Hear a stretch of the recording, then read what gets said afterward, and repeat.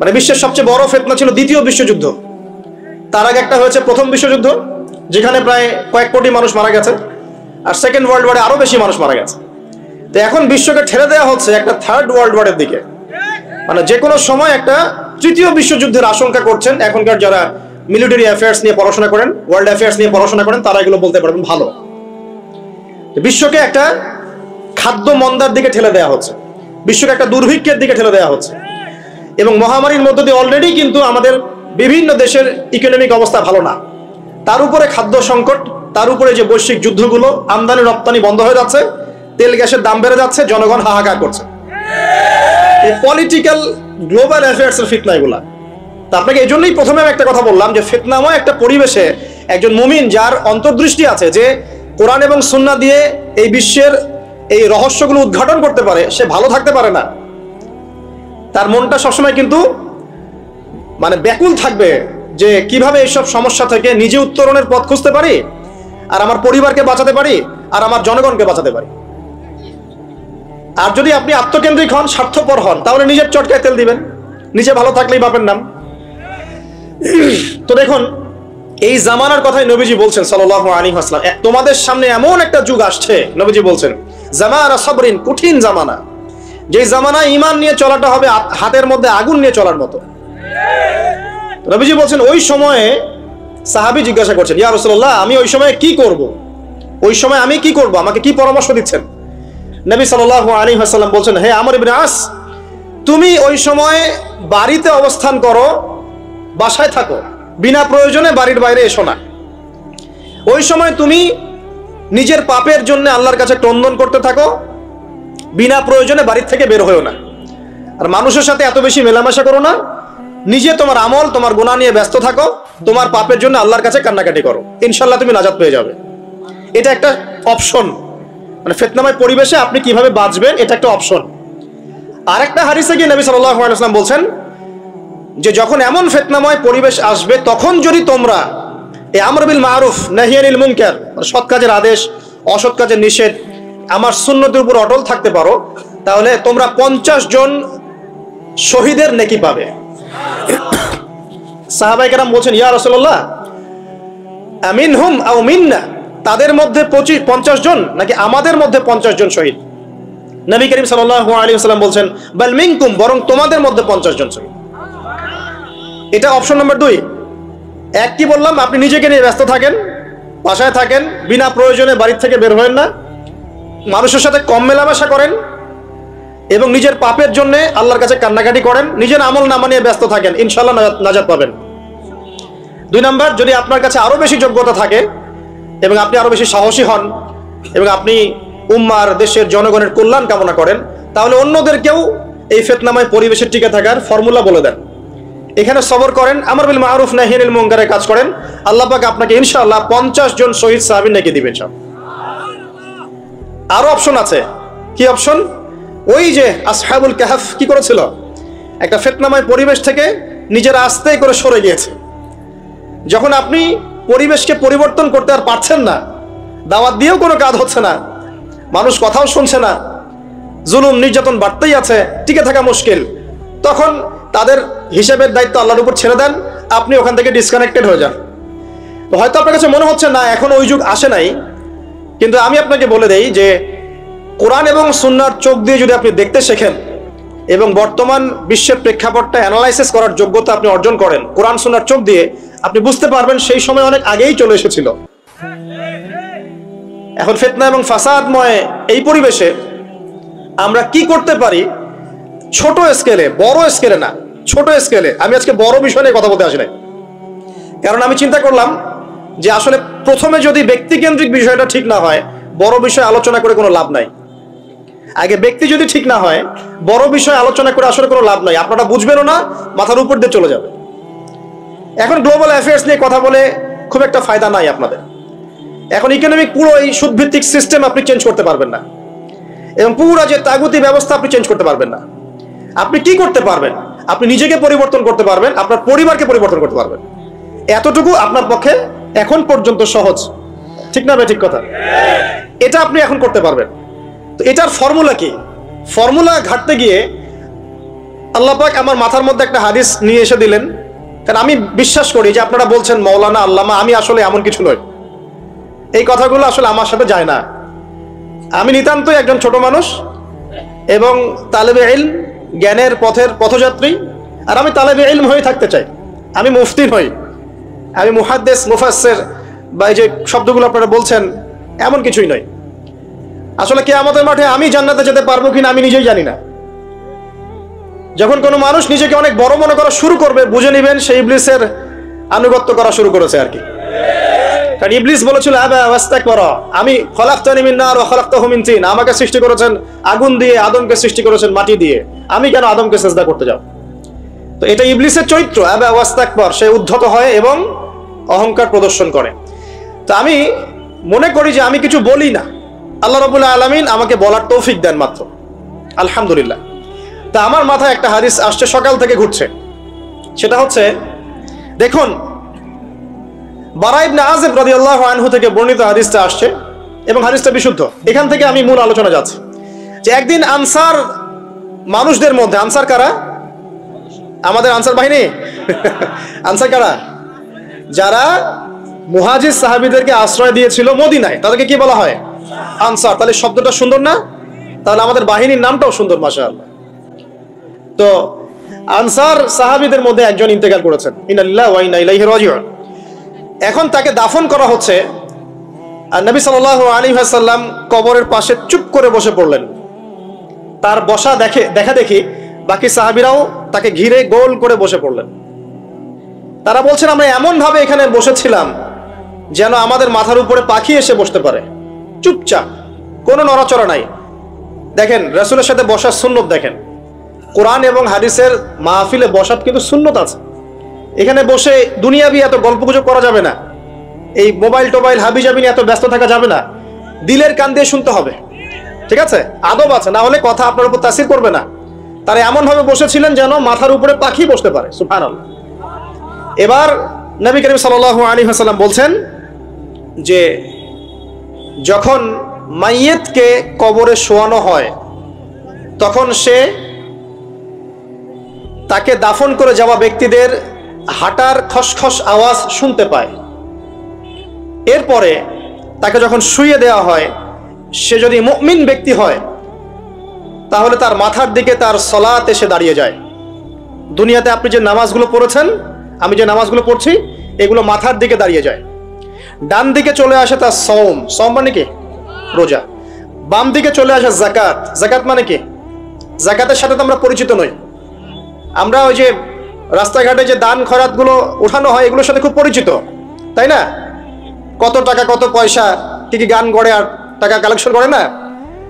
অনেক সময় দেখা যায় রাস্তায় যাচ্ছি আমরা গাড়ি নিয়ে, পারলে গাড়ির সামনে এসে হুমড়ি খেয়ে পড়বে টাকা নেওয়ার জন্য। এইভাবে টাকা কালেকশন করতে কে শিখিয়েছে ইসলামে? আর আমরা অনেক সময় ছোট ছোট বাচ্চাদেরকে দিয়ে, মাদ্রাসার ছোট ছোট বাচ্চাদেরকে দিয়ে টাকা কালেকশন করাই। এটা ঠিক না। কেন ঠিক না জানেন? ছোটবেলা থেকেই ওর ব্যক্তিত্ব নষ্ট হচ্ছে। এই হাতটা উত্তম না এই হাতটা উত্তম? উপরের হাত উত্তম, নিচের হাত উত্তম? তো ছোটবেলা থেকে সে নিচের হাতে অভ্যস্ত হচ্ছে। দেখেন এত টাকা পয়সা কালেকশন করে আমাকে আরেকটা স্বতন্ত্র মসজিদ করতেই হবে জরুরি? খুবই জরুরি ছিল। মানুষের কাছে হাত চেয়ে, হাত পেতে রাস্তাঘাটে এরকম করে গাড়ি থামিয়ে, তারপরে কি বলবো, সুর করে গান গেয়ে এত টাকা পয়সা কালেকশন করতেই হবে? মসজিদটা আমাকে টাইলস ফিটিং করতেই হবে? এসি মসজিদ করতেই হবে? আমরা এমনও মসজিদ রংপুরে দেখেছি 10 বছরেও টাকা কালেকশন শেষ হয় নাই। 10 বছর ধরে কালেকশন হচ্ছে। আমি ছোটবেলা থেকে দেখছি কালেকশন হচ্ছে। কি বুঝলেন? তো এগুলো আমাদের ব্যক্তিত্ব নষ্ট করে। মুসলিমরা উপরের হাতের মালিক। সারা বিশ্ব আমরা একসময় চালিয়েছি। এই পশ্চিমা সভ্যতা আমাদেরকে কি শিখায়? সারা বিশ্ব আমরা চালিয়েছি। এই আপনার উমাইয়া খেলাফতের সময়ও কর্ডোভায় আব্দুর রহমানের যে শাসন ছিল, কর্ডোভা, স্পেন, পর্তুগাল, এই পুরো জায়গাগুলো পশ্চিমা বিশ্বের, এগুলো মুসলিমরা শাসন করেছে প্রায় 500-600 বছর। ইতিহাস তো আমরা জানিও না, পড়িও না, ভুলে গেছে। ইতিহাস পড়তে হয়। হিস্ট্রি ঘাটলে দেখবেন রাসূল সাল্লাল্লাহু আলাইহি ওয়াসাল্লামের 23 বছরের নববী যুগ, স্বর্ণযুগ, তারপর আবু বকর সিদ্দিকের খেলাফত, তারপর উমর ইবনে খাত্তাবের খেলাফত, আবু বকর সিদ্দিকের 2 বছর বা 2.5 বছর, উমর রাদিয়াল্লাহু আনহুর প্রায় 10 বছর, তারপর উসমান রাদিয়াল্লাহু আনহুর 12 বছর, আলী রাদিয়াল্লাহু আনহুর প্রায় 2-2.5 বছর, তারপরে হাসান রাদিয়াল্লাহু আনহু 6 মাস, এরপরে উমাইয়া খেলাফত শুরু হলো মুয়াবিয়া রাদিয়াল্লাহু আনহুর হাতে প্রায় 20 বছর। উমাইয়ারা শাসন করেছে প্রায় 90 থেকে 100 বছর। তারপর জাব নদীর যুদ্ধে উমাইয়া আব্বাসীয়রা একে অপরের সাথে যুদ্ধ করেছে, করে উমাইয়ারা পরাজিত হয়ে আব্বাসীয়রা ক্ষমতায় গিয়েছে। ক্ষমতায় গিয়ে তারা প্রায় শাসন করেছে প্রায় 550 বছর। এদিকে উমাইয়াদের মধ্যে যারা পরাজিত হয়েছে ওরা চলে গিয়ে কর্ডোভা, আন্দালুসিয়া ওইদিকে খেলাফত কায়েম করেছে। তারপরে আবার এদিকে ফাতেমি খেলাফত ছিল, উসমানীয় খেলাফত ছিল, তারপরে মিশরে তুলুনি একটা রাজবংশ ছিল, আমাদের সাবকন্টিনেন্টে মোগলরা ছিল, সারা বিশ্বে আমরাই ছিলাম। ইতিহাস তো ভুলে গেছে। তা আমরা সবসময় উপরের হাত ছিলাম, উপরের হাত আমরা দিতাম, মানুষ নিত। আর এখন কি হচ্ছে, আমরা এখানে আমরা চাই, মানুষ দেয়। আর ওরা কি এমনি দেয়? ওরা চড়া সুদ দিবে না? ওয়ার্ল্ড ব্যাংকে যান লোন নিতে, চড়া সুদ, মানে এই সুদ শোধ করতে গিয়ে বিভিন্ন দেশ শ্রীলঙ্কা হয়ে যাচ্ছে। সুদ তো শোধ করতে হবে, এমনি তো আপনাকে আর এগুলো দিবে না। তো এই সুদটা শোধ করতে গিয়ে আমাদের জিনিসপত্রের দাম বেড়ে যাবে, তারপরে দেখবেন জনগণের উপর কর বেড়ে যাবে, অনেক প্রবলেম। আর এই প্রবলেমগুলো ফেস করতে হবে কি কারণে? রিবা বা সুদের কারণে। তো এই যে বলছি, দেখেন ছোটবেলা থেকেই যে আমরা নিচের হাতে অভ্যস্ত হচ্ছি, এটা ত্যাগ করতে হবে। ব্যক্তিত্বের পরিচয় দেন, এত টাকা পয়সা চেয়ে প্রতিষ্ঠান করার দরকার নাই। আমার জমি আছে 1 বিঘা, আমি প্রতিষ্ঠান করবো ইনশাআল্লাহ। আপনার 2 বিঘা আপনি করেন, যার সামর্থ্য আছে সে করবে, সামর্থ্য নেই করার দরকার নেই। আর একটা মসজিদ যদি কবুল হয়, একটা মসজিদ একটা জেলার জন্য যথেষ্ট। একটা মসজিদে নববী থেকে নবী সাল্লাল্লাহু আলাইহি ওয়াসাল্লাম সারা দুনিয়া শাসন করেছে। আর আমাদের দাম কোটি কোটি মসজিদ বাংলাদেশে। এই যুগের কথাও নবীজি বলেছেন, যে যুগে মসজিদগুলো চাকচিক্যময় হবে, মসজিদগুলো কি হবে? চাকচিক্যময় হবে, হেদায়েত উঠে যাবে এবং মসজিদের মধ্যে শোরগোল, হট্টগোল বেড়ে যাবে। দেখেন না মসজিদে হট্টগোল বেড়ে গেছে না? এটা সেই যুগ।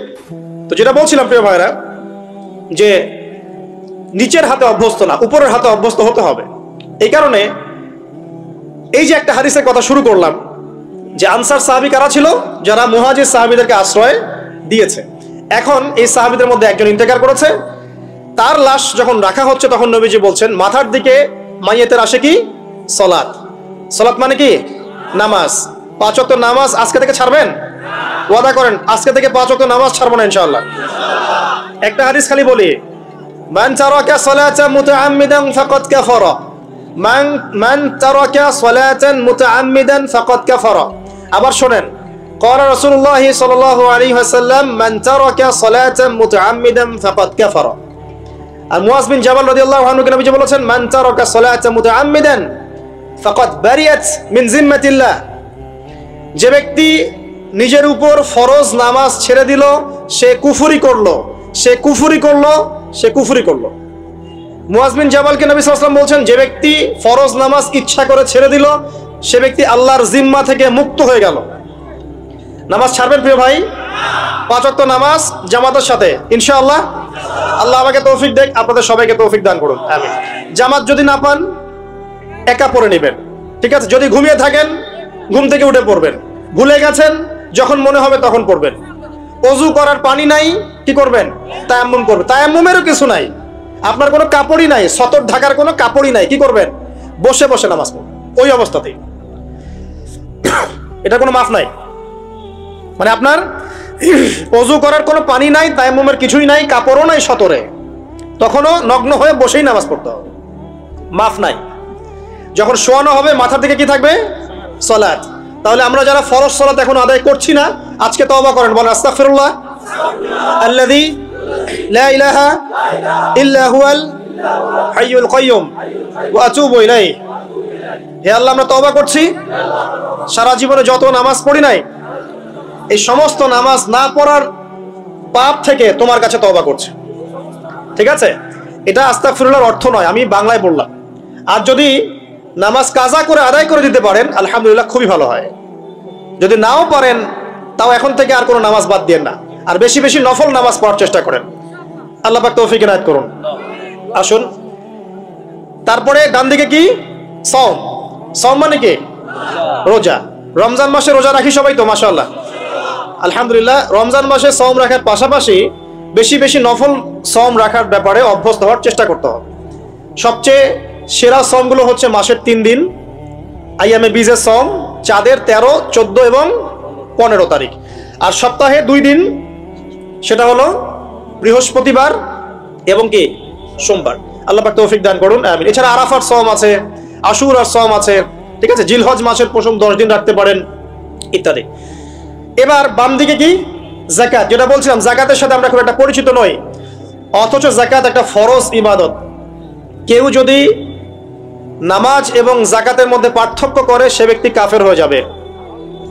কেউ যদি মনে করে নামাজ আমি মানি যাকাত আমি মানি না, তাহলে কাফের হয়ে যাবে। নিসাব পরিমাণ সম্পদ হলে প্রত্যেক মুসলিমের উপর যাকাত ফরজ, ঠিক আছে। এবং এই যাকাতই হচ্ছে আপনার ইসলামিক অর্থনীতির মূল ভিত্তি। যাকাত হচ্ছে ইসলামিক অর্থনীতির কি, যাকাত ইসলামিক অর্থনীতির মূল ভিত্তি। কিভাবে জানেন? ব্যবসা এবং যাকাত এটা কি করে, এটা একটা মার্কেটের মধ্যে সম্পদ ঘুরতে থাকে। আমি বুঝাচ্ছি আপনাকে। মনে করেন আপনি ব্যবসা করছেন এবং যাকাত দিচ্ছেন। যাকাত কারা দিবে?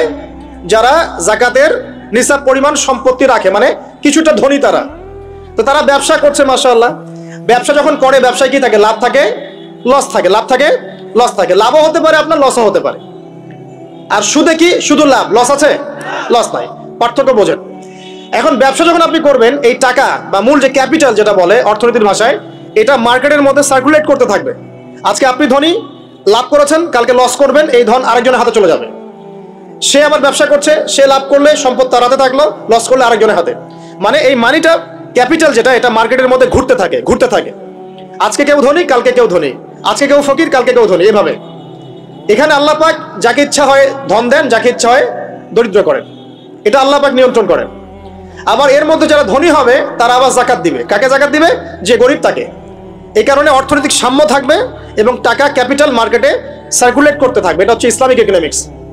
বোঝাতে পারছি না মনে হয়। আর রিবাই কি হবে? রিবাই কোনো লসের চান্স নাই। মানে এখানে ধনী আরো ধনী হতে থাকবে, গরিব আরো গরিব হতে থাকবে, প্লাস যাকাতও দিবে না। তখন সমাজের একটা অংশ অনেক ধনী হবে, আর একটা অংশ একদম মাটিতে পড়ে যাবে, কোনো ব্যালেন্স হবে না। এই কারণে বিশ্বের একটা অংশ, ওই বিশ্বের একটা বড় অংশ যারা সুদখোর, যেখান থেকে সুদ এসেছে, ওইটা আস্তে আস্তে ধনী হয়ে গেছে এবং বিশ্বের বহু কান্ট্রি আস্তে আস্তে দারিদ্র সীমার নিচে চলে আসছে। এটা শুধু ব্যক্তির ক্ষেত্রেই নয়, এটা সমাজের ক্ষেত্রেই নয়, পুরো বিশ্বেটা হচ্ছে। তো এই হলো রিবা এবং ব্যবসা ভিত্তিক যাকাত ভিত্তিক ইকোনমিক সিস্টেমের পার্থক্য, বেসিক ডিফারেন্স। রিবার মধ্যে আল্লাহ পাক তার হাত উঠিয়ে নেন, আল্লাহ পাক সেখানে আর ইন্টারফেয়ার করেন না। ঠিক আছে, সুদ খাচ্ছ, তুমি তোমার মতো চলো এখন। আর ব্যবসা ভিত্তিক ইকোনমিক্স চললে আল্লাহ পাক সেখানে কাউকে ধন দিবেন, কারো কাছ থেকে দিবেন। আপনার ধন নিয়ে আমাকে দিবেন, আমার ধন নিয়ে আপনাকে দিবেন। আর আমি যদি ধনী হই, আমি আবার যাকাত দিব, সেই যাকাতের টাকা আবার আপনার হাতে যাবে, কেউ না খেয়ে মরবে না। তো সামনে এই যে বলা হচ্ছে 2023 সাল, শুধু 23 সাল না, আমার অবজারভেশন 2026-27 পর্যন্ত একটা অর্থনৈতিক মন্দা চলতে পারে। বলবে কিছু কিছু লোক যে ভবিষ্যৎবাণী করতে যাওয়া, এটা ভবিষ্যৎবাণী নয়। আপনি বর্তমান সম্পর্কে খবর রাখেন না বলেই বর্তমানকে আপনার ভবিষ্যৎ মনে হচ্ছে। আমাদের অনারেবল মিনিস্টার যারা আছেন ওদেরকে জিজ্ঞাসা করেন, তাদেরকে জিজ্ঞাসা করেন, তারাও বলছেন যে 2023 সাল থেকে 26 সাল খাদ্য মন্দার মধ্যে যাবে। দেখেন নাই? তারা এই কথা বলছেন কারণ তারা বুঝতে পারছেন ওয়ার্ল্ডের অবস্থা ভালো না। এখানে একটা সলিউশন বলছে, ইচ্ছা হলে আপনি গ্রহণ করতে পারেন, ইচ্ছা হলে নাও করতে পারেন। আমার তো চাপিয়ে দেওয়ার কোনো ক্ষমতা নাই। ফাযাক্কির ইন্নামা আনতা মুযাক্কির, আপনি শুধু উপদেশদাতা। লাস্তা আলাইহিম বিমুসাইতির, আপনি কারো প্রতি দারোগা নন। কি উপদেশ? এই যে যাকাত, যেটা যাকাত, আমাদের যাকাত যেটা আসে, এটাকে একটু বড় পরিসরে কালেক্ট করার চেষ্টা করতে হবে। করে যদি আমরা সুষ্ঠু বন্টন করতে পারি গরিবদের মাঝখানে, ইনশাআল্লাহ কেউ খাদ্য অভাবে মারা যাবে না ইনশাআল্লাহ। আল্লাহ পাক আমাদেরকে বোঝার তৌফিক দান করুন। এর পাশাপাশি তারা যেটা বলেছেন, ইকোনমিক সেকশনের লিডার যারা আছেন তারা যেটা বলছেন এটা ঠিক বলছেন। তারা বলছেন কৃষিভিত্তিক অর্থনীতির কথা বলছেন, এটার সাথে আমি 100% একমত। কারণ আল্লাহ পাকের কোরআন, এই কোরআনের মধ্যে বেশিরভাগ যে অর্থনীতির কথা এসেছে তা হচ্ছে কৃষিভিত্তিক অর্থনীতি। এটা কি জানেন? হয়তো জানেন না। কোরআনে যত ইকোনমিক সিস্টেমের কথা আসছে তার মধ্যে সবচেয়ে বেশি এসেছে কৃষিভিত্তিক অর্থনীতির কথা, তারপর ব্যবসা এবং যাকাত। অতএব তারা ঠিকই বলেছেন, দেশের যারা ইকোনমিক সেকশনে গবেষণা করছেন তারা ঠিক কথাই বলেছেন যে কৃষিভিত্তিক অর্থনীতি হচ্ছে আমাদের অর্থনৈতিক মন্দা দূর করার অন্যতম উপায়। ঠিক বলেছেন, আমি একমত। তো যাকাত যেটা কথা বলছিলাম, বাম দিকে যাকাত আসবে। তো যাকাত আমরা দিব তো ইনশাল্লাহ ভাই? যাদের শোনেন, বাংলাদেশে এমন অনেক শিল্পপতি আছে যাদের একজনের জাকাতের টাকা দিয়ে একটা গ্রাম চলতে পারে। আর জাকাতের টাকা কিন্তু শুধু এক বছরে আসবে না, প্রতি বছরেই ঘুরে ঘুরে আসবে। মনে করেন যে আপনাদের এলাকার মধ্যে অনেক বিত্তশালী আছেন, আমি দোয়া করি মন থেকে আল্লাহ পাক বিত্তশালীদের অন্তরটাকে নরম করে দিক এবং ওসমান রাদিয়াল্লাহু আনহুর মতো দানশীল করে দিক। আমরা দোয়া করি, আমরা কারো খারাপ চাবো? সবার জন্য হেদায়েতের দোয়া করব। টাকা থাকতে তো সমস্যা নাই, কিন্তু টাকা থেকে যদি উসমান রাদিয়াল্লাহু আনহু হতে না পারলাম তাহলে সমস্যা। টাকা থাকতে কোনো সমস্যা নাই, ধন আপনাকে আল্লাহ দিতেই পারে।